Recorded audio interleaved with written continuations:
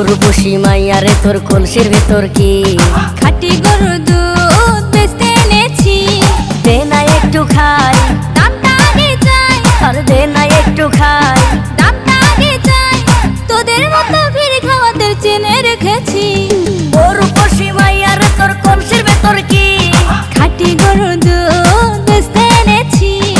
উর্বশী মাইয়ারে তোর কলসির ভেতর কি খাঁটি গরুর দুধ বেচতে এনেছি।